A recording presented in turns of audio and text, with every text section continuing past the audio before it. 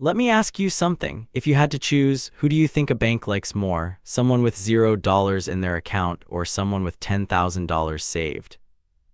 Most people would say obviously the person with $10,000. They have money, they're responsible, they're safer. But here's the uncomfortable truth: banks actually make more money from the person who has nothing. In fact, the moment you save your first $10,000, you quietly become a less profitable customer.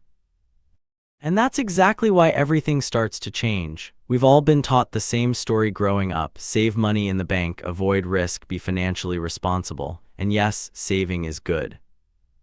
But here's the part no one explains: banks are not designed to reward people who are financially independent. They're designed to profit from people who are financially dependent.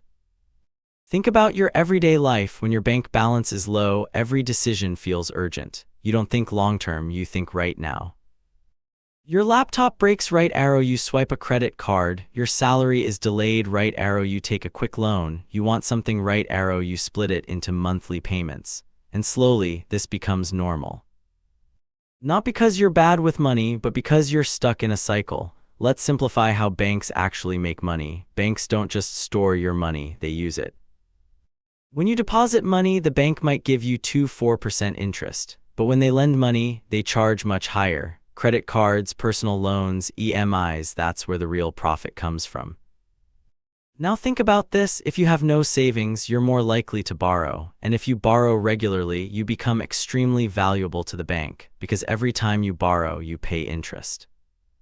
And interest is how banks win. Now here's where things change. The moment you save $10,000, you create something powerful: not wealth, not financial freedom, but something even more important: breathing room. And that breathing room changes everything. Because now life doesn't feel urgent anymore. Let's say your car suddenly needs a $700 repair.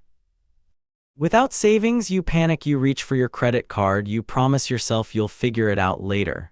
With $10,000 saved, you pause, you pay for it, you move on. Same situation. Completely different outcome, and more importantly, completely different behavior. Here's the truth most people miss: money problems are rarely about money, they're about behavior. And behavior changes when pressure disappears. When you don't have savings, you're constantly under pressure. And pressure leads to quick decisions, emotional spending, short-term thinking. But when you have even a small cushion, you gain control. You slow down, you think. And that makes you dangerous, not in a bad way, but in a way the system doesn't benefit from. Banks thrive on one thing: predictable dependence.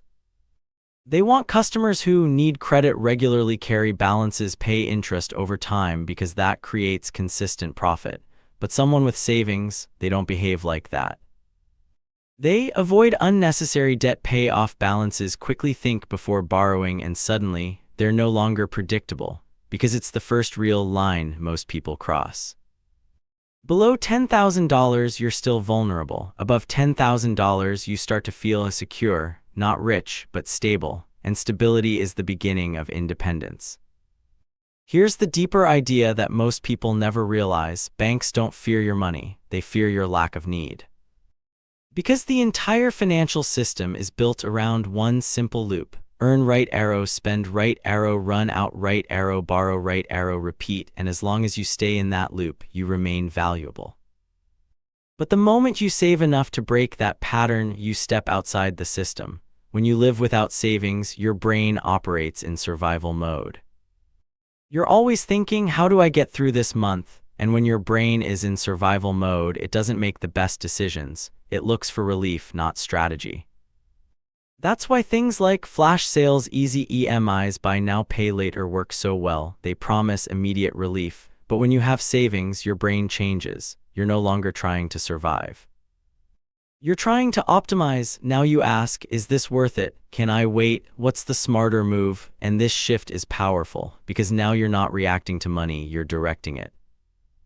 That $10,000 isn't just money sitting in your account. It's peace of mind, time to think, freedom to choose, and those three things combined are what actually build wealth. Not luck, not shortcuts, not hacks. Once you experience this level of control, something interesting happens. You want more of it, so you save more, you spend smarter, you avoid unnecessary debt.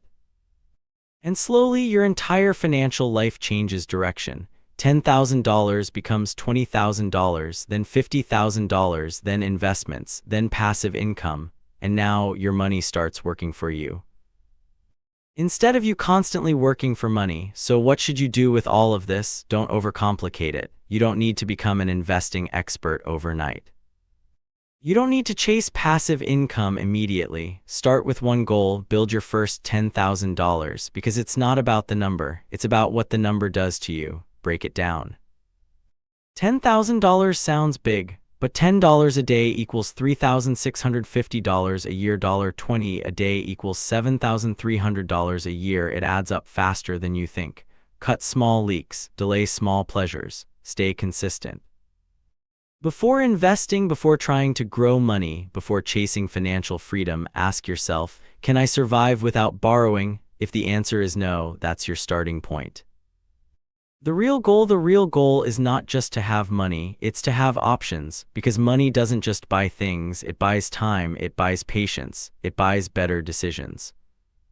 So no, banks don't literally sit around worrying about your $10,000, but what that $10,000 represents, that's where the shift happens. It represents someone who doesn't panic, doesn't rush, doesn't depend, and in a system built on urgency, pressure, and constant consumption, that kind of person is rare and powerful. Because the moment you stop needing money urgently, you start making decisions that actually build wealth.